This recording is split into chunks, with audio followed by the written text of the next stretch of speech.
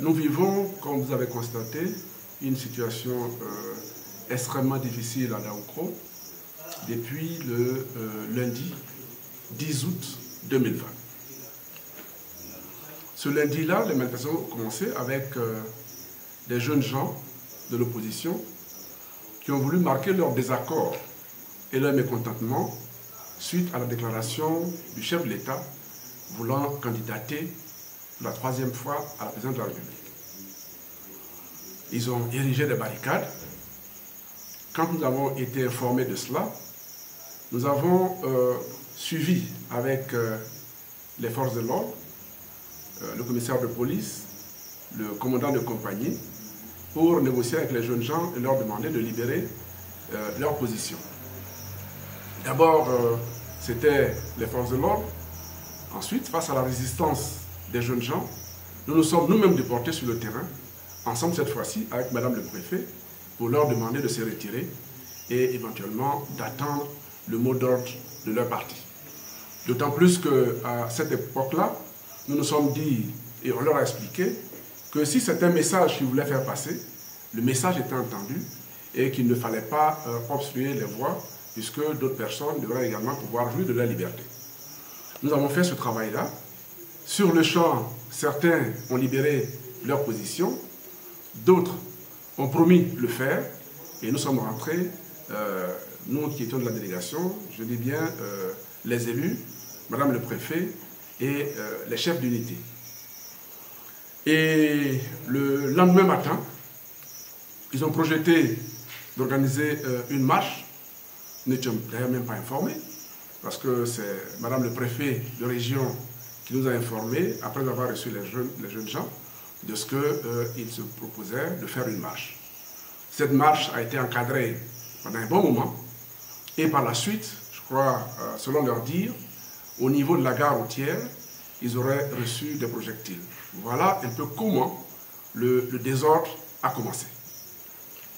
Ayant été informés, le même jour, nous avons d'abord convoqué à notre bureau quelques amis, certains frères de la communauté malinké, puisque, au dire des gens, et connaissant un peu notre zone, nous nous sommes aperçus tout de suite que le débat politique est en train de virer vers une incidence communautaire. Nous avons donc immédiatement appelé certains cadres de la zone malinké avec qui nous sommes entretenus. Et le même jour, nous avons décidé ensemble de nous retrouver chez le chef du village avec les membres du comité civilo-militaire, les religieux, les chefs de communauté et les responsables des jeunes concernés par la crise qui venait de commencer. À cette rencontre, nous avons été clairs. Pour nous, et dans le feu de l'action, il n'était pas question de venir accuser ou se justifier, parce que nous sentions venir le danger. Il était donc question pour nous, et ceux qui participaient à cette rencontre, de faire des propositions concrètes de sortie immédiate de crise. C'est ce que nous avons fait. Et au cours de cette rencontre, nous avons décidé de mettre sur pied deux équipes de pacification. Une équipe que je conduisais moi-même et la deuxième équipe conduite par le député de la circonscription. À ce niveau, les équipes ont été constituées en tenant compte des forces en présence, en tenant compte également de l'impact que pourraient avoir les négociateurs sur les protagonistes. Nous avons commencé un peu tard le soir. Nous avons fait quelques checkpoints où il y avait des barrages. Nous étions du côté du Lacro quand le député et son équipe se sont occupés du côté Baolécro. Nous avons donc fait quelques checkpoints et les choses rentraient dans l'ordre. Jusqu'à ce que nous arrivions à un troisième et qu'on nous apprenne que des jeunes gens seraient en train de démolir, de s'attaquer à la maison du PDCI-RDA. Nous avons donc accouru, nous sommes retrouvés là, avec le commissaire de police, avec le commissaire principal adjoint au préfet de police d'Amsokro, pour constater qu'effectivement, les gens venaient de vandaliser la maison du PDCI à coups de machette, en cassant les fenêtres, Heureusement, ils n'ont pas pu y entrer parce que des personnes sont arrivées et ils se sont évadés. Sur ce, nous avons continué notre tournée et nous sommes rentrés. Nous étions donc là au 11. Je dois dire que c'est de là que les choses sont parties. Puisque au début, c'était quand même soft, pour le dire ainsi. Mais c'est de cette attaque de la maison du parti, du PDCI, que la situation s'est envenimée. Le lendemain matin, nous avons été informés de ce qu'en réplique de l'attaque de la maison du PDCI-RDA, d'autres jeunes seraient allés attaquer, visiter la maison du RHDP. On a compris tout de suite que les intentions étaient claires et qu'il fallait passer à une étape supérieure. Immédiatement, nous nous sommes encore retrouvés avec, cette fois-ci, le préfet, les différents commandements et les responsables des deux communautés et des jeunesses de ces deux communautés à la préfecture de Daoukro. Pour leur expliquer encore une fois, et naturellement il y avait les hommes religieux, les hommes de Dieu, pour leur expliquer encore une fois que personne, je dis bien personne, n'avait intérêt à une déflagration au niveau de Daoukro, tant nous vivons en paix ensemble ici depuis des lustres. Nous avons eu ce débat, chacun a émis encore des propositions, et c'est là qu'a été décidé d'instaurer un couvre-feu à partir d'hier soir, 19h. Et nous avons aidé à communiquer largement sur la mise en place et le respect du couvre-feu. Naturellement, après les bagarres d'hier, où il y a eu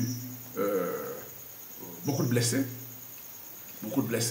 je dis au passage que nous nous sommes occupés de tous ces blessés, même ceux que nous n'avons pas pu trouver à l'hôpital, nous avons laissé des consignes pour qu'ils soient pris en charge, pour que nous fassions face aux charges par la suite.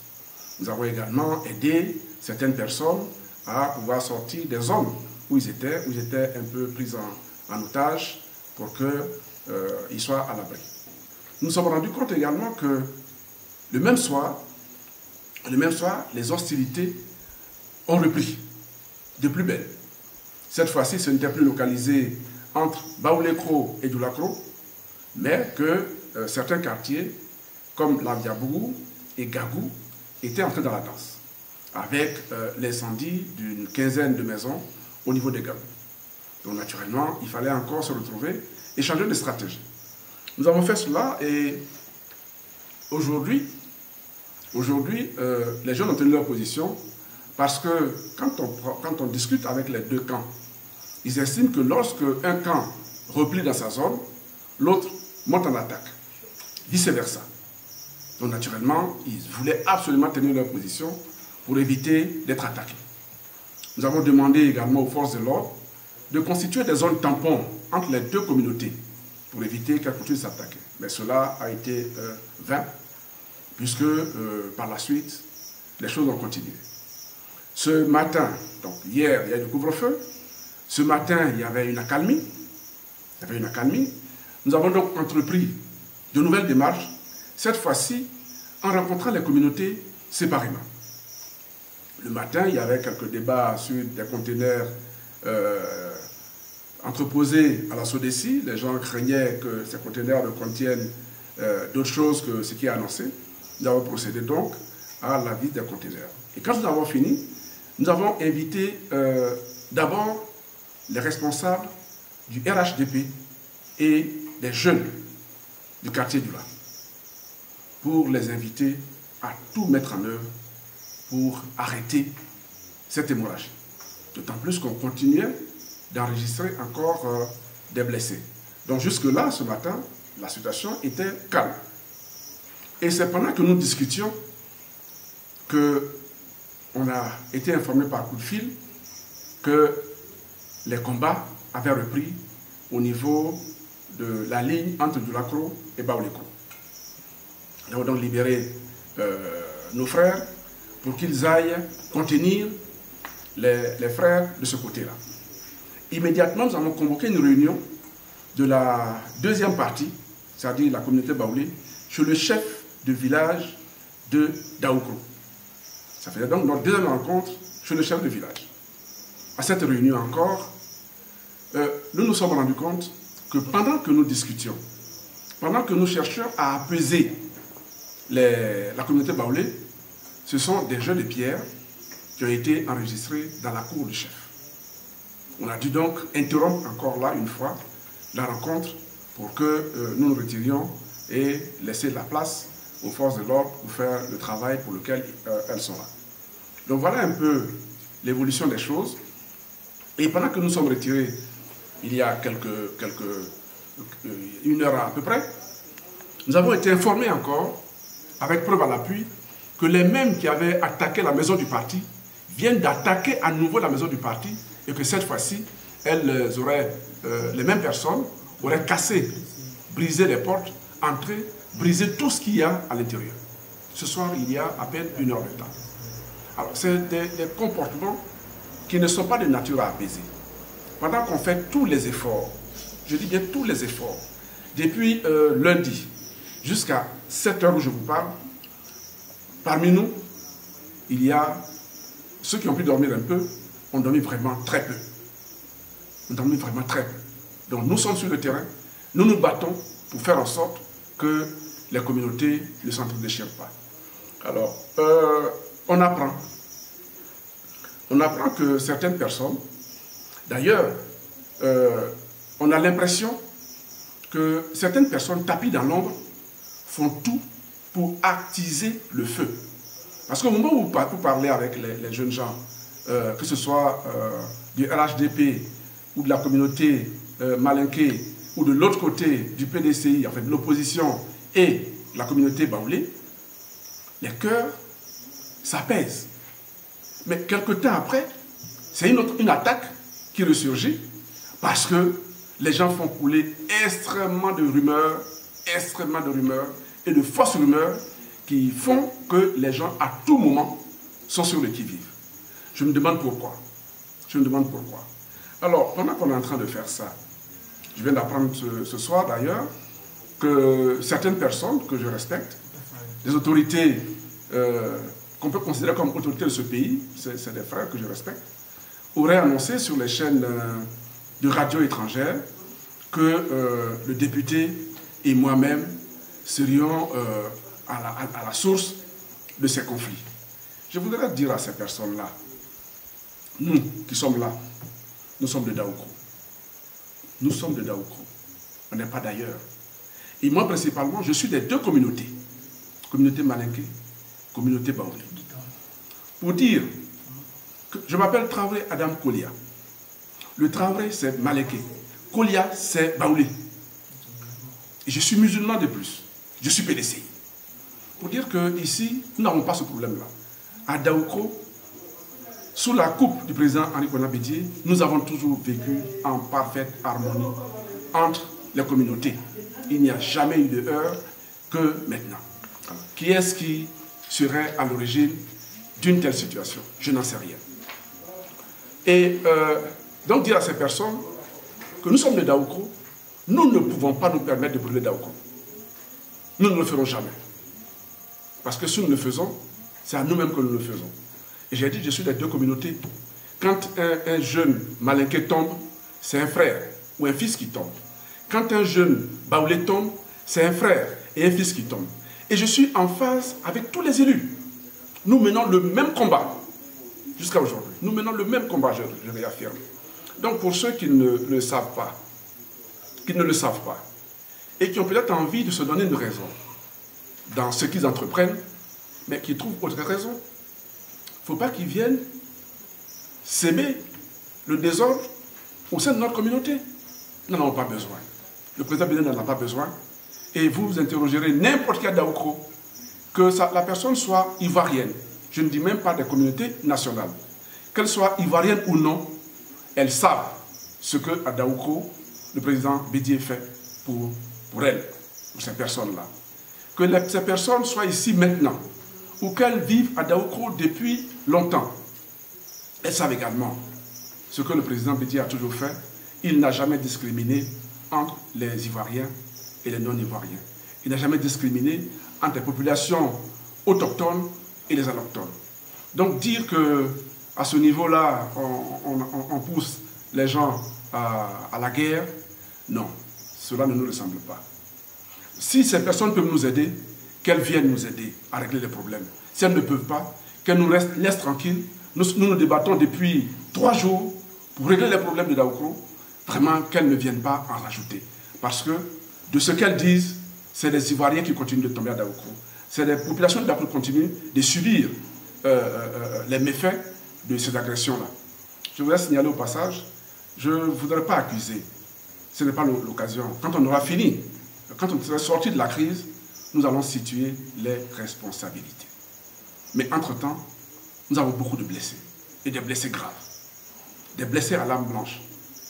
Des blessures qui sont insupportables à la vue. Et ce soir, on nous rapporte, avec image à l'appui, que certaines populations de Daoukro, je ne sais qu'elles soient de gauche ou de droite, auraient reçu des projectiles, des balles.